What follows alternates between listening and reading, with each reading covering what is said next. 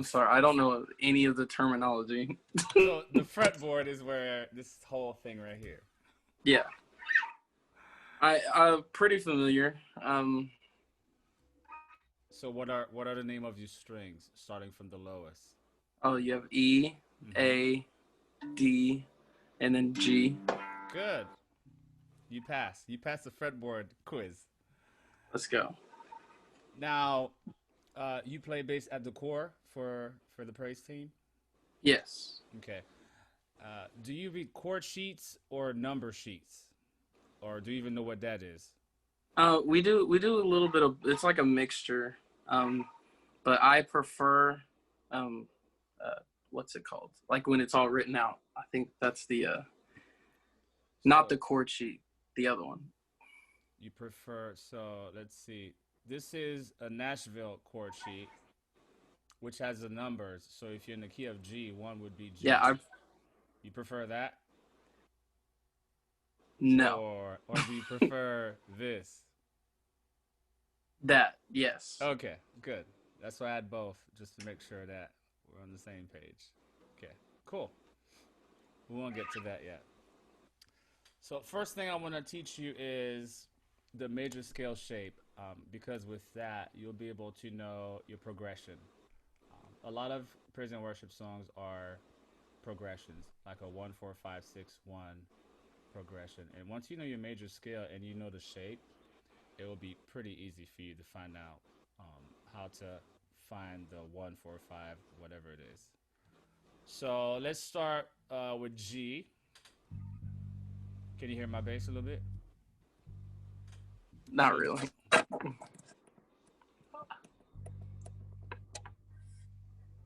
so G would be on your E string, third fret.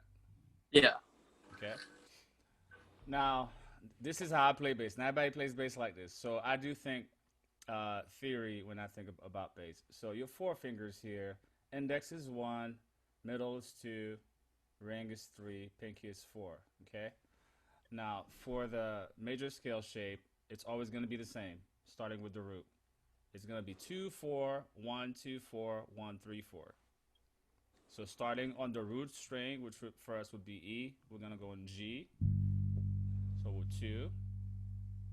And you're going to skip your ring finger and you're going to go to the pinky, which is 4. Then you're going to go to your next string, go to 1, which will be your index finger. Then you're going to go to 2, which is your middle finger. Then you're going to go to 4, pinky. Then you're going to go to your next string, 1, index. And then you're going to go to your third finger, ring. And then pinky, 4. That's your major scale shape. So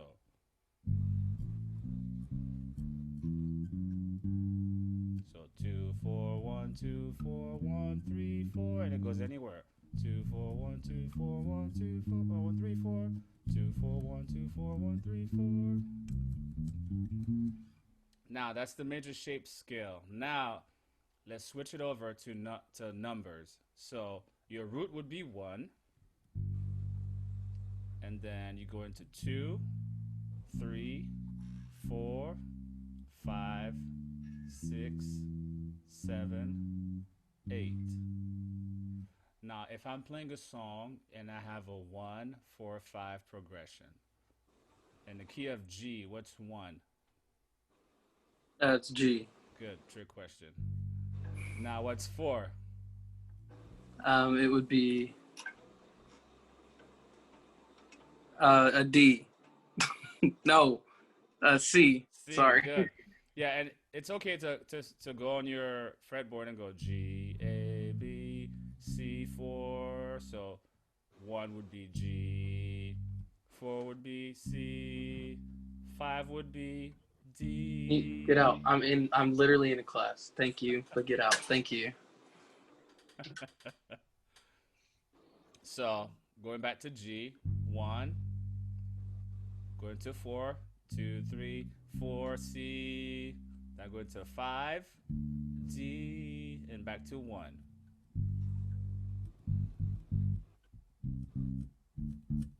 Pharaoh, Pharaoh. Pharaoh, Pharaoh. 555 44 111. You hear that a lot. Now, very common in prison worship, like I said, is a 1 4 5 6. So I already have 1 4 5. Now let's find 6. So G A B C D E would be minor. So you would have 1 4 5 6. Now I'm giving you a lot. Now you also need to know that chord 1, 4, and 5 are always major. Chord 2, 3, 6, always minor. Okay? Don't worry about 7, the leading tone. You don't play that. Don't worry about the 7. I heard you had a question about leading tone. You don't have to worry about the leading tone. Okay? And again, I want you to understand when it comes to prison worship, bass is the foundation, not a distraction. Okay? You have to connect. We call it pocket. You and the drummer have to be together. If what the drummer is doing on the bass kit, you're doing totally different, it's going to become a distraction. Because when people are singing, they're not listening to the music. The music just accompanies them. They're singing the words. Now, if they hear a lot of distraction, then the words don't make any sense. Right? So, let's pull this song right here that we just saw, Build My Life. I got a question, Adley, real quick. Yes. When you play A in the key of G major, are you playing that on your E string, or would you ever use an open string? Do you just avoid open strings if you have a choice?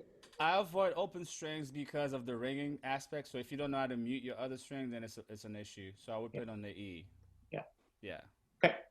But as you get more versatile with your fretboard, you can play either or. Sometimes I like to slide to the A, but sometimes I just play it on the E string. Okay. Now, Jake, we have here. You know the song, "Build My Life"? Not sure right now. Okay, well, let's find. I'm sure you know "This Is Amazing Grace." You know that one, right? Yeah. Okay. You could have sang it to me, and then I might have known it. You don't want me singing. That's not my gift. So here we are, a very familiar song, and the CCM industry. Verse, chorus, instrumental. Now this is in the one that you say you don't like. So let me see if I can find the other one. Do you see this? Yeah. Okay, so better. Now, let's put numbers to these. Let's put a progression to verse 1. Oh wait, I still have the numbers. I'm sorry. Oh, okay. Technology. Now let's do this. Now we have letters. Cool. Yeah. Now we're gonna put numbers to these things here. Okay. So in the key of C, what is C? 1. Okay. Not this. Oh my gosh. 1. And remember, 1 is always what? Always major. Are you talking about? Yeah, major. Yeah. What's F? It would be 4. Good. And 4 is major as well. Yeah. Okay. What is A minor? It'd be 6. 6. And what is G? 5. 5. And then what is F? It'd be 4 again. This is how easy it is to learn all your verses. Most verses in prison worship music are the same progression. So if you know verse 1, you know all the verses. So where is C in the A string? It's the 3rd fret. Good. So I would start with my middle finger. Just play the C scale. So I put my middle finger on C. Now find F on the next string. C, D, E, F. Yeah. I'll play F again with the middle finger. What about A? Do Yeah. Good. Now to a G. Good. And back to F. Now, one thing you need to add is knowing for how long you're going to play the C, the F. Yeah. So, who breaks the power of sin and darkness? To me, that's 8 counts, which is 2 measures. So, usually I would write 1, 8. That's just how I do it. So, it tells me that I'm playing 2 measures of it. What about F? 1, It'd 2. be 8. Yeah. So, it's 2 measures, yeah? Then the King of Glory, 1, 2, 3, 4. So that's 4. The King above all kings, 4 again. And then F is 8. Right? Yeah. Verse 2 is the same exact thing. So this is how, for you, when you're studying your sheet music without anybody, so you get this music from say, Jimmy, this is what you need to start doing. You write down what is my chord progression and for how long I'm holding it. Because when the next thing you do is go to your drummer, whoever it is, and you sit down like, okay, what pattern are you gonna play? And then whatever pattern he plays, you stick with it. Again, I think a lot of young people like to do extra in praise and worship. They want to show off how technical they can get. That's the wrong genre of music to show off your technical skills. Jazz, great, because you'll get 4 bars or 8 bar solos. But praise and worship music, rock steady it is, like bass and drums together. So once you know that, you go to your chorus. Since we know the verses are the same. This is amazing. What is C? So C is 1. For how long? 2 measures. 2 measures. So that would be 8, 8 count. What about the F? 2 measures. Good. And F is what? 4. Yeah. So that'd be 8. And then A minor, 6. For how long? 2 measures, right? You take my place. 1, 2, 3, 4. Yep. And 8. you bear my cross. Then 5. For 8. You lay down your life. 1. For 8. And F. That I would be set free. 4, 2, 3, 4, 5, 6, 7, 8. And then A minor. Jesus has whatever it is, the words. Sorry, Oh no. It's all good. But you see what you have to do, right? Yeah. So any sheet music you get from your whoever the worship leader is, this is the first thing you do. Hopefully you do it before you get to rehearsal. At home is where you rehearse. When you get to the rehearsal, you plug in what you learned, and you go to the drummer. So let me see if you can see. We'll try something else. Can you see the? Oh no, not yet. Do you know Cornerstone? Yes. Okay. Let me find Cornerstone. Can you see this? Do you see a logic file? Okay. So I'm just gonna solo the drums for Cornerstone, and I'm gonna let it play with the bass, so you could hear somewhat of a pattern that's going on here. Hopefully this is not too loud.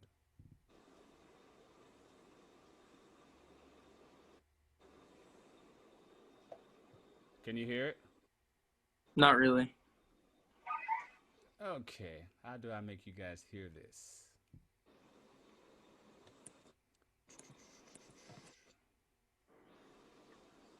Try one more time. Anything? No. Adley, there's a setting when you share your screen to choose where you pull your audio from. Now, where would that be, Nick? So can you see share screen at the bottom? Well, you already clicked on that, didn't you? Yeah. So let me get out. Yeah. Yeah, click share screen. I probably can't see it, but there's usually like Oh, some. share computer sound. Yeah. Got it. Hopefully this will work now. Nick for the win. It didn't work. It still didn't work. Check. No. So go back to the same screen, Adley, and see Yeah. if there's an actual logic option, because sometimes it gives you whatever's open on your computer will give you every option. Yeah, let's do this. Is there a logic option? There is. Let's see if it works. No. That's it. That's all I know. Well, it's okay. It's okay. That's good though. I was gonna use that, but it's all right. So I've showed you the basic of how you should read your lead sheet music, right? You get it from whoever it is. You write down your chord progression for a verse, bridge, chorus, whatever that is, and then you sit down with your drummer and you figure out what his basic pattern is gonna be, and you guys lock in. So what if he's going boom, boom, boom? You're doing the same thing with the bass. So boom, boom, boom, boom. You just lock in on that bass kick. Now you can do some fills, okay? Now when you do fills, don't go crazy. Usually, you do a fill based on how a drummer would do a fill. So say the tum tum tum tum, tum tum tum tum. So if I'm playing this is amazing grace, boom boom, this is unfailing love, that you would take my place, that you would bear my cross. He's gonna come and feel 1, 2, 3, bum bum bum bum, bum bum bum bum. Okay, but don't do nothing crazy, because again, we're not trying to distract people. If I don't know if you listen to screamo music, I listen to screamo music where it's like double kick the whole time and shredding guitar, and I can't hear what I mean. It's called screamo, so you can't even hear what the person's saying. You never want somebody to come to worship and feel that way, that they cannot sing the lyrics to the Lord, because that's what makes the transformation happen when they realize, oh, I'm singing something really deep. So think about drum fills when you think about doing fills. So if the drummer, hopefully the drummer is not too crazy. That's why I love playing with Chris Hoffer. He's a musician, right? He thinks musically. He thinks about lines, and that's how you should think when it comes to making fills. Okay. Let's see what else I had down here for you. Slash chords. When you see a slash chord, which of the notes do you play? To the left or to the right? I have no idea. I know what you mean. I play the ones to the right. That's right. That's right. Yeah. Usually that note is a passing note to the next. It's like almost a half step to the next note. So if you see a G over B, you most likely going to go to a C. If you see a D over F sharp, you're most likely going to go to a G, like a half step up. Yeah. So you let the keyboard or wherever guitar play the left, and then you play the passing note. Okay. So, little exercise for you. I want you to play me on the E string, A major scale, and I have to see your fingers because right now you're cheating. I can't see anything. You said on the E string? Yeah. Play me an A major scale with the shape that you just learned. Can you see? I can see. Ish.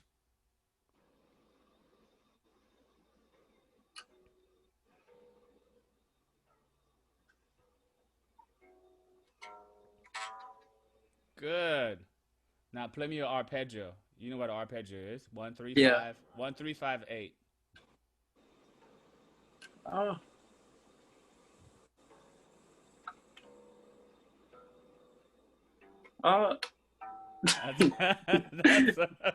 Sorry. No, that's good. So G A B C sharp D E. Oh, you said A. No, that's right. That's A. Yeah. So I'm playing A. See. Yeah. Now, I might as well teach you a minor shape. So, minor shape, you're going to start with 1. So, we're going to play A minor, right? Index 1, 3, 4, 1,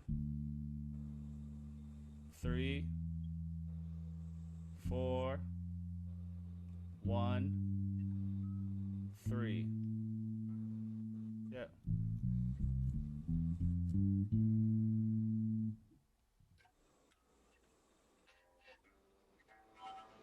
Good, good.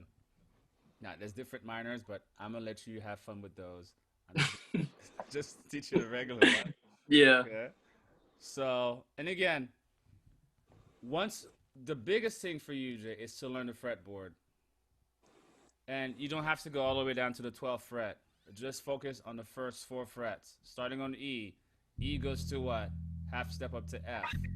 Then you have F sharp, G, G sharp. This is a simple exercise you should do every day just to start to memorize the fretboard.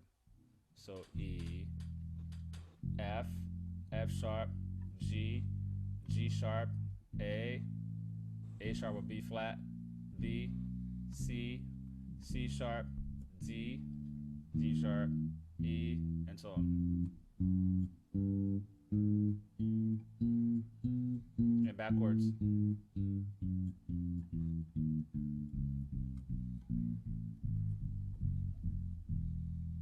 Okay. But don't just play it as you're playing it, say the notes.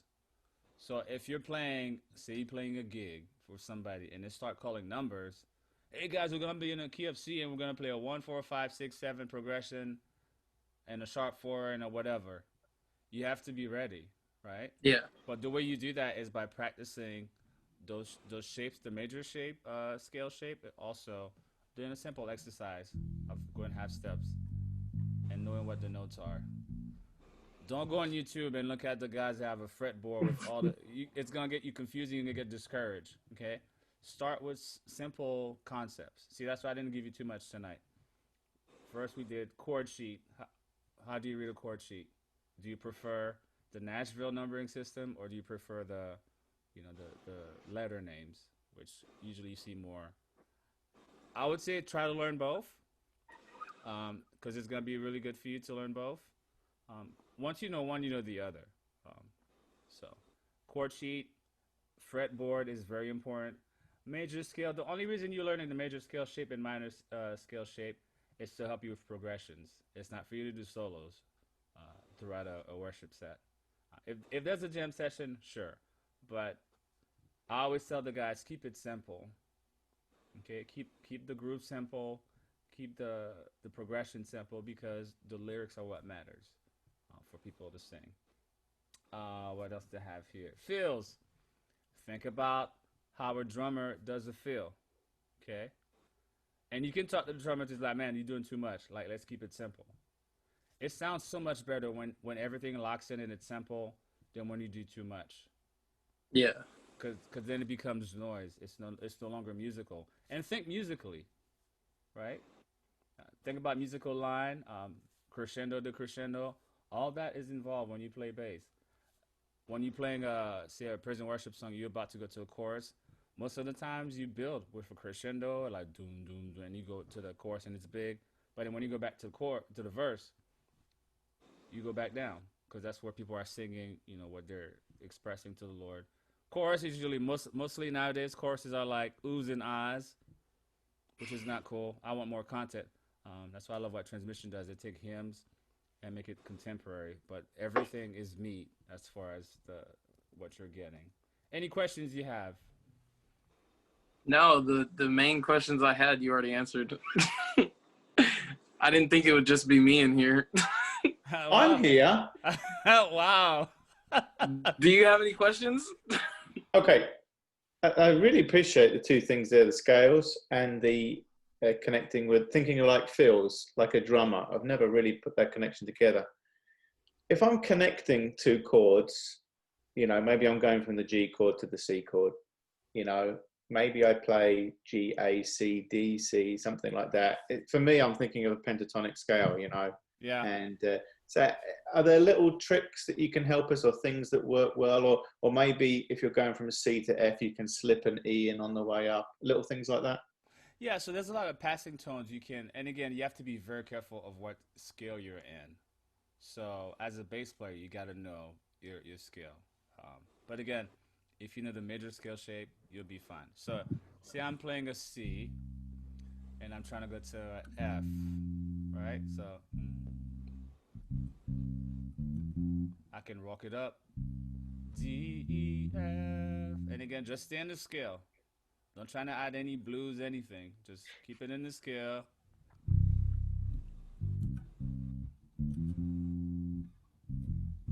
So you can use octaves a lot. I use octaves a lot. So if I'm going from C, usually this is a little trick for you. Your octave is gonna be 2 strings down to the third. So the third space. So 2 strings down and then third fret of that string. So so now if I'm playing this F right here, and I can also go to the low F, and usually I will follow what the bass kick is doing. So say if the bass kick is doing some go boom, boom, boom, boom, boom, boom, boom, boom, boom, boom, boom, boom. I'm keeping some short little lines, nothing too crazy, nothing to distract, nothing to bring attention to me. Okay? I usually tell when somebody is a real musician and somebody is trying to get attention. Is when we're trying to do some passing lines, you're just doing extra and all the attention gets to you. You never want that to be you. You want the attention to be on the vocalist. Sorry, Adley, that's really helpful. And AJ, you probably all know this, but the reason it's tuned in four. My name is Mitchell. Jake. Forgive me. The reason it's like tuned in fourths is really helpful to us because you just bounce down one string, you know, and you've got the fifth or fourth, however you want to look at it. But I hear a lot of people, Adley, playing seconds on the beat, and it's kind of tasty sometimes. Do you know what I mean? Yeah, it is. Can you give an example of that? So it's the sort of thing that's probably too much sugar in your tea sometimes, but quite nice. Give me a song where I would play that. Oh, gosh. Maybe How Great Thou Art, something like that. I don't know. Sing what you're trying to make me do. Oh, for Pete's sake. I'm putting on... You have a piano somewhere. I do, yeah. I don't know if you can hear this.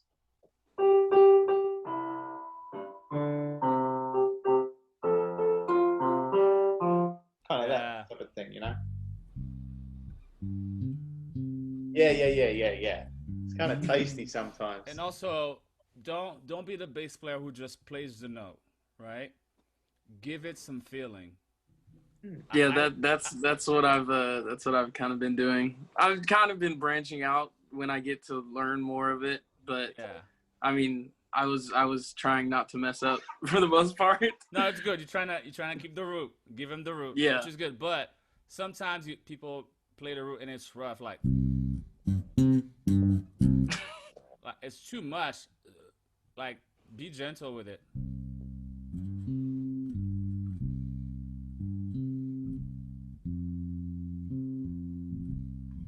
There's a big difference, right?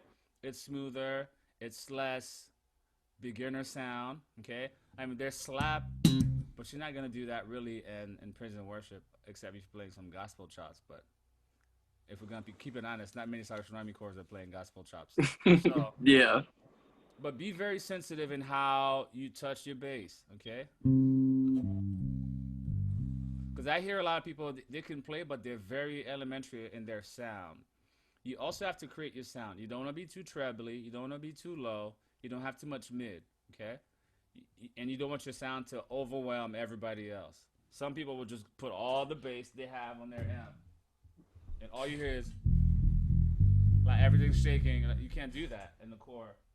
And, some of our cores don't have the best acoustics. So you have to take into account all of this, because the more you can be in tune with the group and the sound of the room, the better it's going to be the experience that the people have when they're worshiping. So you're muted. Hey, I got another question. I'm Yeah. sorry, you should have just given me a lesson. Sometimes I have to play repeated eighth notes. Yeah. And do you do that on 2 fingers or 3 or surely not one? But So I do two. So these two. Now yeah. be careful that one doesn't sound more accented than the other, Hmm. right? Don't put too much emphasis on one than the other, except if it asks for it. But you want it to be as smooth and as steady as possible. Some people will go. Play it even faster. Ba-da-da-da-da-da-da. Yeah. Okay. So for exercises like that, you just start slow. Jake, always start slow with everything. Yeah. Start slow and then you pick up speed.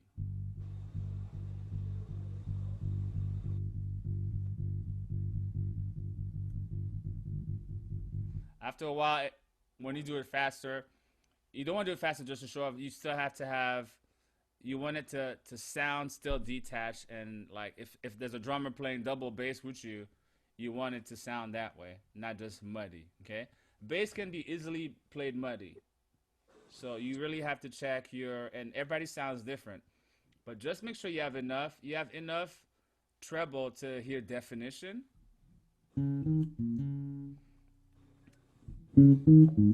That's too much, right? Yeah. So I'll lower it. Too much.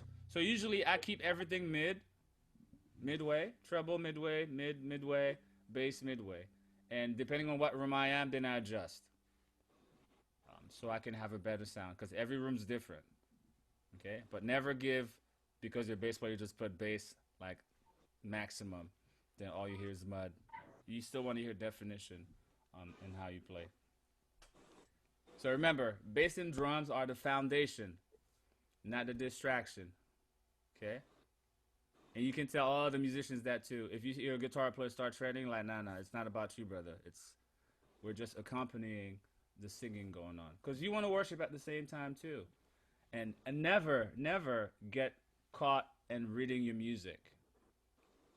You should know, hopefully your worship leader will tell you, this is the roadmap we're following. And you already know the song, like we did the little exercise, 1, 4, 5 progression for the verse, 1, 4, 5, 6, whatever it is for the chorus, bridge. You already know, so you can worship yourself. So you're not just stuck to the music. Okay, never be stuck to the music.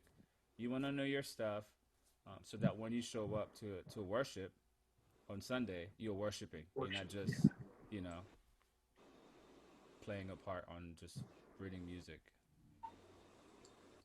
More questions? Come on, it's getting good. Adley, sometimes you don't play as well, right? Maybe at the Yeah, start of a song and you come in at the chorus, that type of thing. yeah. And again, that's where you kind of work it with your worship leader and the drummer. Some places the drummer will go maybe a straight quarter note on the chorus, but you'll go eighth notes because it's driving. You're driving the pace there. So again, be a musician. Some stuff will come second nature to you because you're already a musician. You play tuba, but at the same time, you want to communicate. Always communicate with your drummer. If he switches, say you did something in practice and he switches on you and it's not the same, switch with him. Don't fight it. Just listen. Oh, you're doing this? Okay. Just follow him. Because you don't want to have any clashes. Because again, the attention is going to come on you guys and it should never come to us musicians. It should be on the worship that's being led through the words to our Lord. So that's how I play bass. People do it differently. Some people like to show off, but I always learn the guys who are making the most money in playing gigs are the guys who play the 1-4-5 and just keep it simple. It's not the Victor Wooten or the virtuosos doing all shredding, beautiful stuff, but nobody pays Victor Wooten the kind of money just to go play a gig in a bar. They don't want to hear all that. They want to hear some rock steady, just 1-4-5, some simple little fills with the drum, because all the attention is on the singer or whoever it is that's playing the main instrument. So just think that way and even more for worship at the core. Keep it simple. Know your stuff. Always come ready. Don't let them wait on you. Be ready to do your part, because once you add all the other parts, then we're just building layers. And usually, always start with bass and drums. That's the bottom layer. Keys are usually in the mid, and then guitar can be top or middle. If you have a lead guitar player, they'll be top because they're playing all the way up in the 12th fret or whatever. But if you have somebody playing chords, you never want a guitar player to play chords, bar chords. You want them to play. Uh, Jimmy loves that too. Like there's other shapes that are like some upper voicings, we call it. Yeah. Because the bass is just you. You're the bottom, and you and the kick. That's the foundation. That's the first layer. Then we just keep adding. It's like a cake. You just add layers and layers. So at my core, I also sing and play bass. No, I don't sing every song, Yeah. but I do sing.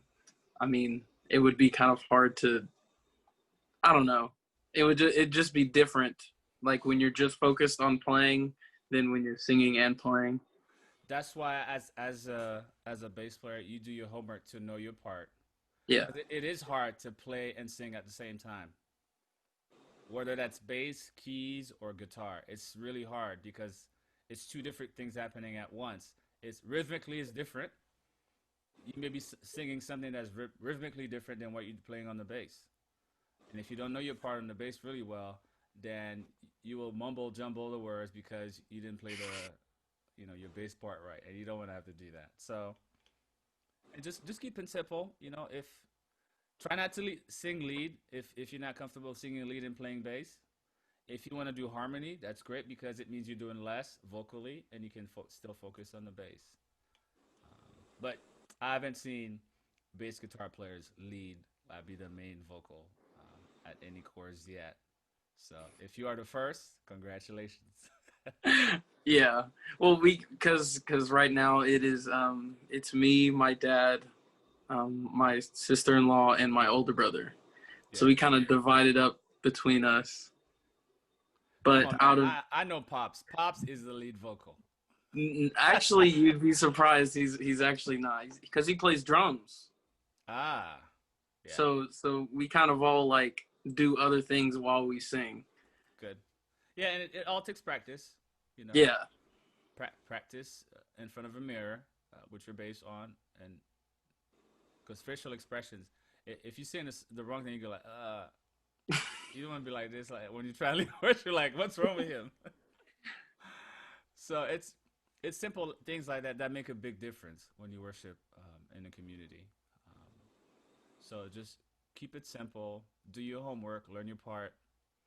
Uh, just make sure you're ready. You can't keep other people accountable. The worshiper has to do that, but make sure that you have your part ready to come in and plug in. Rehearsal shouldn't take an hour. It should be song one. This is chord progression. Let's go. Small adjustments if there were any mistakes, but then you go to the next song. Yeah, because people's times are precious, so you don't want to waste it. I've had people come to a rehearsal, and I haven't even listened to the music or the sheet music I sent to them. Not acceptable. Yeah. Because you would never do that to your school, Yeah. right? So why do it? For the God we worship, not be ready. You could never go on a solo recital and I have looked at your music once. You would fail that recital night. So same attitude, same concept. Just be ready. Always be ready. More questions? When did you start playing bass? I started playing bass by default because I'm a guitar player. But just like you, at the core, they needed a bass player in Miami Edison back in Miami. So I'm like, hey, I'll pick it up. It's almost the same thing. It's just you have to think differently. I'm not playing lead. I know as a bass, I'm the foundation. So from very early, I've learned that I have to follow the kick. That's the basic line for me. Okay, the kick is doing that. I'm doing the same exact thing. Now I will add some flowery stuff in certain areas, but again, I'm thinking about drum fills because I don't want people to see me. I just want everything to feel smooth and together, so that when the worship, the singing starts, um, I'm just accompanying the singing. Yeah, but 2000, I started playing bass a little bit, but I went to school for guitar, so that was my main thing. Yeah,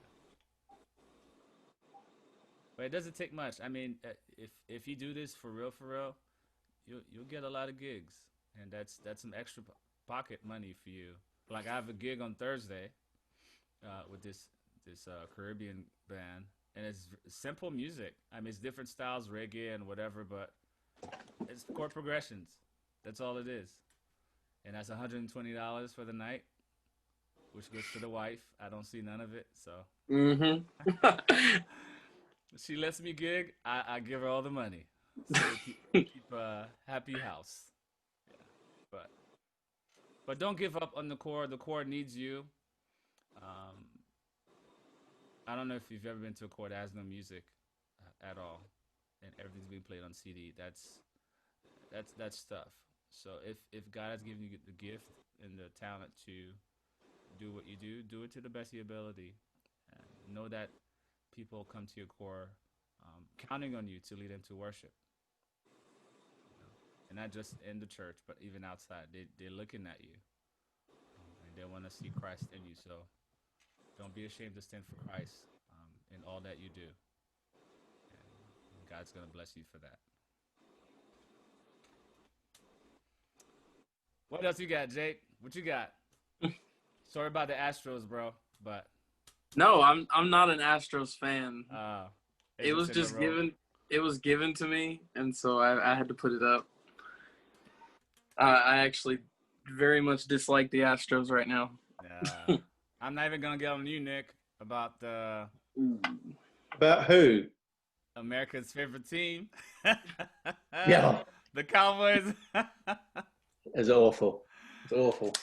Yeah. And it was karma because I was secretly enjoying the demise of the Falcons and the Braves, and then it bit my bottom last night. Yeah. We were appalling. Hey, But how did you like my boy Kyler Murray? yeah, he's good. He could play. I have a picture with Frightening. him. Yeah. Because he went to OU, and Yeah. so like when I was on the field, I took a picture with him. He looked amazing, but the boys are just awful. I mean, we may go 6-10 and still win that division. You're the top in the division with 2 and 4. It's just awful. It's awful. Yeah. The NFC least. All right. Rightly said. Well, friends, if you don't have any more questions, it was a pleasure to share with you.